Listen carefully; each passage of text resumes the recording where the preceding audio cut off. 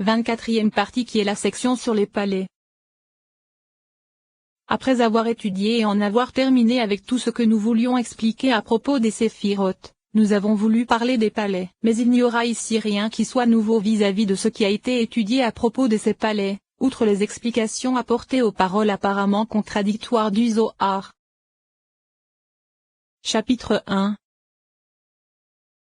Le premier palais en allant de bas en haut est appelé palais de la blancheur du saphir, et dans ce palais se trouve un gardien dont le nom est Ariel, et il se tient à la porte de ce palais avec de nombreux anges gardiens, tous sont faits de feu ardent et possèdent dans leurs mains un sceptre de feu, et tous possèdent des yeux. Et lorsqu'une Neshama s'élève, si elle est méritante et si elle est digne d'entrer, il lui ouvre la porte afin qu'elle y pénètre, mais si elle est impure, il la rejette. Et à l'extérieur de ce palais, se trouve un gardien ainsi que de nombreux anges de destruction qui la rejettent jusqu'à la faire redescendre vers la géhenne pour qu'elle y soit jugée pendant 12 mois. Et il en est de même en ce qui concerne la prière, si après avoir fendu l'air une prière communautaire atteint la porte de ce palais, ils la reçoivent immédiatement comme il est écrit.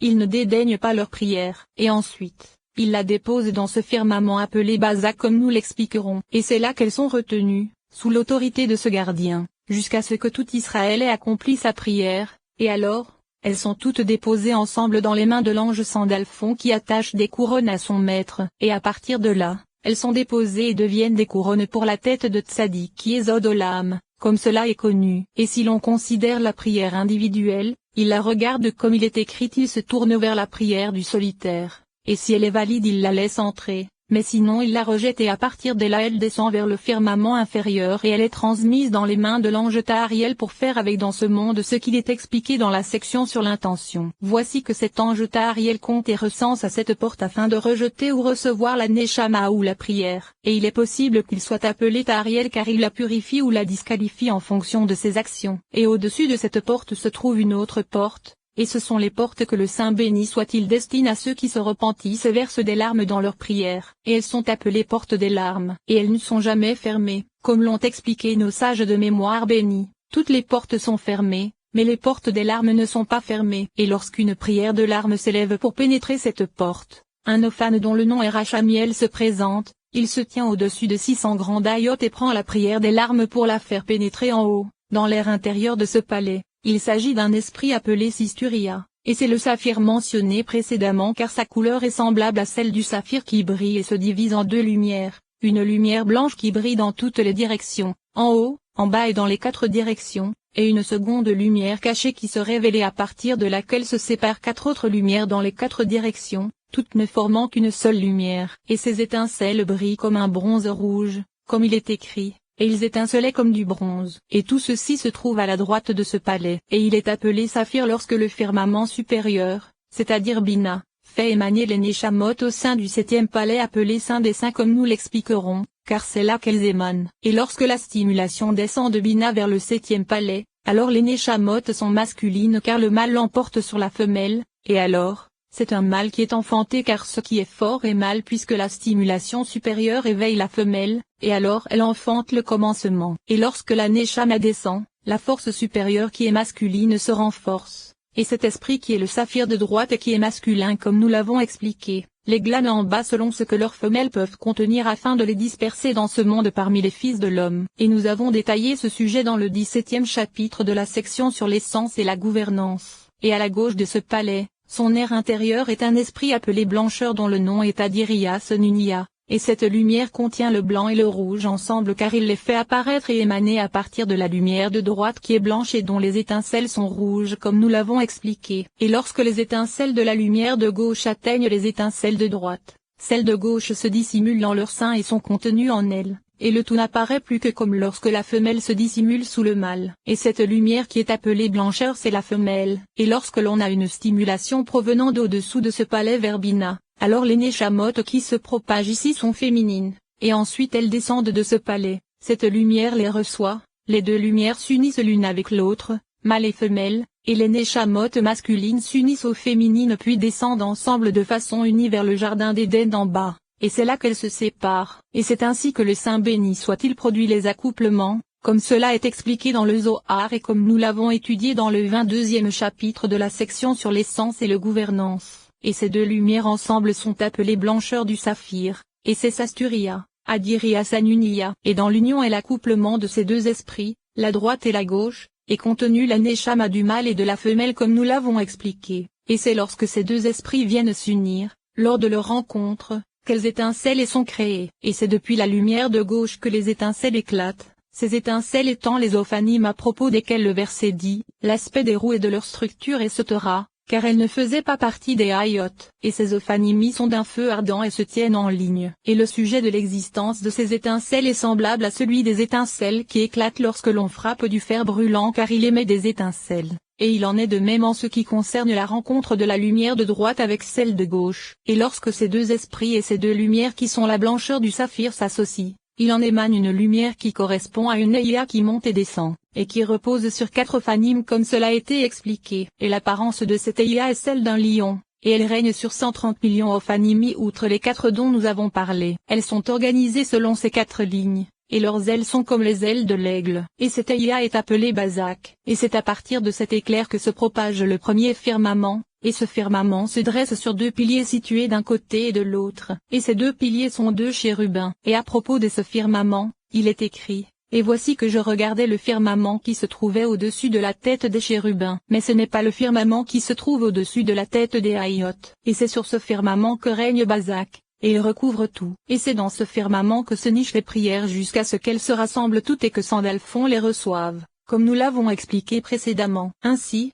tous ceux qui étudient la Torah la nuit et prient, ce Bazak les reçoit jusqu'à l'aube, et après l'aube et le lever du jour, ces prières et ces études s'élèvent vers le firmament appelé Sefer Zikaron. Et le Bagak mentionné ci-dessus se dresse sur quatre ophanimi qui sont des sphères, et leurs noms sont, Ahaniel, que du miel, Malkiel et Yadonai, et chacun d'eux se dresse sur quatre piliers, ce qui donne 14 piliers pour les quatre sphères. Et chacun de ces quatre ophanimes possède quatre faces, ce qui donne 16 faces pour les quatre ophanimes. Et ces faces regardent les quatre directions sur lesquelles Bazak se dresse. Et dans ces quatre ophanimes sont contenues les quatre lettres du nom Adonai car Sandalphon est le maître des Merkabot et les utilise. Et ces quatre ophanimes flottent dans l'air pur car cet air contient les quatre lettres Yahvé. Et les lettres Yod et Vavé sont contenues dans les lettres d'Adonai, les unes embrassant les autres et les recevant comme des nœuds. Et elles sont contenues dans la réalité de la lumière qui est Adonai car cela se réfère de façon générale à tout ce palais. Et lorsque tout est contenu dans ce nom pour s'élever, alors il brille de façon semblable au soleil qui scintille sur l'eau. Et c'est vis-à-vis de cette réalité qu'il est dit à propos des ophanimes, elles allaient dans la direction où l'esprit leur commandait d'aller. Et au centre de ce palais se trouve un pilier qui va de ce palais vers le second palais. Et le nom de ce pilier est Aharaniela, autre version, Adaraniel. Et lorsque l'on considère tout ce qui se trouve dans ce palais avec un esprit juste, alors c'est grâce aux prières que l'esprit qui se trouve dans ce palais s'unit avec l'esprit du palais supérieur, c'est-à-dire le second palais, par l'intermédiaire de ce pilier. Et la réalité de ce palais repose sur deux piliers situés du côté oriental dont les noms sont que réels pour le premier, et il règne sur 12 000 anges, et Shemel pour le second, et il règne sur 12 000 autres anges. L'un se trouve à droite et l'autre à gauche, et ils sont appelés piquets du tabernacle. Et du côté sud se trouvent deux autres piliers dont les noms sont Saadiel et Satariel, et chacun règne sur 12 000 autres gouverneurs, et ils gouvernent sur l'existence du monde. Et ils sont appelés balances car ils se dressent pour peser chaque mâle ou femelle afin de voir s'il est approprié qu'ils s'unissent l'un à l'autre. Et bien que le plateau de l'homme l'emporte parfois sur celui de la femme, ou bien l'inverse, ils s'unissent. C'est pourquoi ils sont appelés balances pour s'élever car ils s'élèvent ensemble. Et bien qu'ils ne soient pas identiques, il en existe deux autres appelés balances juste du côté nord, et leurs noms sont Petayel et Atariel et chacun d'eux règne sur 12 000 autres gouverneurs qui sont également des piquets. Et du côté ouest il en existe deux autres dont les noms sont Pedatiel et Tumiel et ils règnent chacun sur 12 000 autres gouverneurs. Et ils font tomber les larmes sur les terrains féminins à cause des 7 bénédictions qui ont été énoncées. Et elles ne subsistent pas lorsqu'elles se séparent, et cela se réfère à la disparition des 7 bénédictions qui ont été énoncées à partir de la femelle, et alors la voix céleste émane et l'acte de divorce de votre mère est prononcé. Et tous ces piquets sont comme les premiers dont nous avons parlé, et ces piquets sont au nombre de 8, et alors 8 cordes qui sont des lumières sont attachées à ces piquets, et ils se trouvent tous à l'extérieur du palais, et ce palais repose sur eux. Et tous sont arrachés de leur emplacement lorsque l'esprit se trouvant dans ce palais désire être contenu dans le second palais, comme nous l'avons expliqué. C'est ce que contiennent les paroles du Rashbi, qu'il repose en paix, dans la paracha Pekoudé et dans la paracha Bereshit. Chapitre 2. Le second palais est appelé substance des cieux, et dans ce palais se trouve un esprit, une lumière pure appelée substance comme dent, pure comme la substance des cieux, et il est appelé Orphaniel. Et dans ce palais se trouvent 3 portes, une au sud, une au nord, et une à l'est, c'est-à-dire au milieu. Les portes du sud et du nord sont fermées, et au-dessus d'elles se trouvent 2 gardiens qui sont sous l'autorité de ce gardien dont le nom est Orphaniel. Il lui gouverne sur la porte centrale située à l'est, et il gouverne sur les 3 directions du monde, le sud, le nord, et toutes les Neshamot, que ce soit celles des décédés parmi les fils de David ou parmi les autres peuples, sont sous l'autorité de ces gardiens. Le gardien qui se trouve au-dessus de grave leur image sur ses vêtements qui sont faits d'un feu ardent, et il s'élève pour les présenter au Saint béni soit-il, et le Saint béni soit-il grave la forme des décédés des peuples sur son vêtement de pourpre. Le vêtement de vengeance dont il se revêt comme l'ont expliqué nos maîtres de mémoire bénis, et il fait descendre ces décédés issus des fils de David pour les faire entrer par 2 portes fermées au-dessus desquelles se dressent 2 autres gardiens, et à partir de là, ils sortent et voient les degrés des justes, des gardiens de la Torah, et alors, ils éprouvent de la honte et brûlent pour le dé des justes, jusqu'à ce que ce gardien dont le nom est Ophaniel leur ouvre la porte de test, les éclaire et leur donne la vie du côté de l'Orient car c'est du côté de ce gardien que se trouve la lumière de la vie qui remplit les luminaires. Et cette lumière est appelée coupe de la consolation ou coupe de la vie car c'est en buvant de la coupe amère que l'on mérite cette coupe. Et il existe une coupe empoisonnée que nous expliquerons dans le chapitre sur des palais des permutations. Et cette lumière appelée Orphaniel est inconditionnellement de couleur blanche, et c'est d'elle dont il est dit, pure comme la substance des cieux. Et elle brille difficilement car elle est cachée. Mais lorsque les luminaires et l'esprit qui se trouve dans le premier palais appelé blancheur du saphir brille et la supplantent, alors elle se révèle et brille tout comme la couleur de l'œil ne paraît que lorsqu'il se révèle. Et c'est la lumière appelée Orphaniel qui éclaire ce palais et le premier palais. Et malgré le fait qu'il n'étincelle pas, il est appelé palais de la splendeur car il est un simple éclat. En vérité,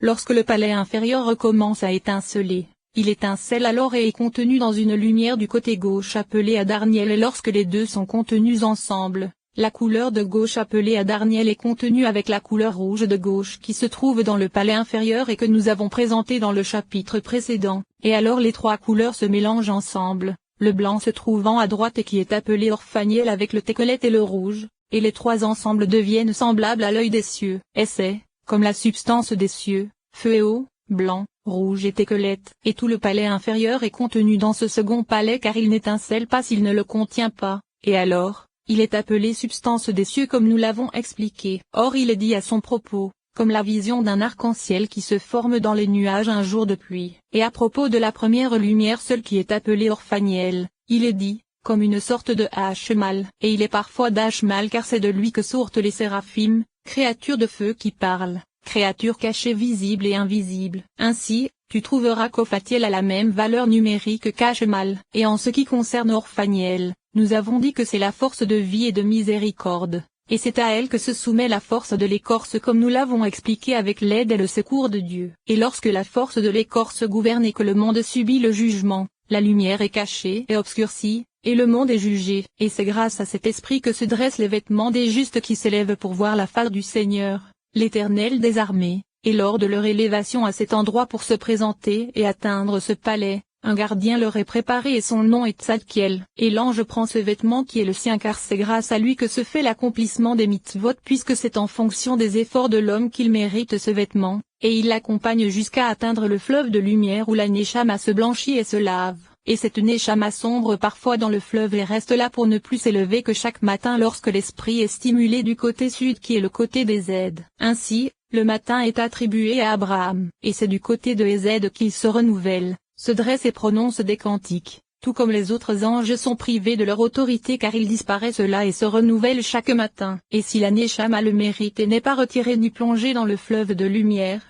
alors l'ange Tzadkiel mentionné ci-dessus la revêt du vêtement dont nous avons parlé, et à partir de là elle s'élève pour être sacrifiée sur l'autel grâce à Michaël le grand prince qui se trouve dans le 4e palais, afin qu'elle puisse se tenir devant son maître dans la lumière de vie. Et lorsque ces 3 lumières qui sont le secret de la substance des cieux viennent s'unir, avant leur union, lorsqu'elles se rencontrent des étincelles en émanent, tout comme des étincelles jaillissent de tous côtés lorsque l'on frappe avec un marteau sur une enclume. Et de même, Jaillissaient d'entre ces lumières et ces esprits de nombreux anges gardiens gouvernant les sujets de ce monde et de nombreux séraphim dotés de 6 ailes, et chaque jour, ils sanctifient par 3 fois l'Éternel des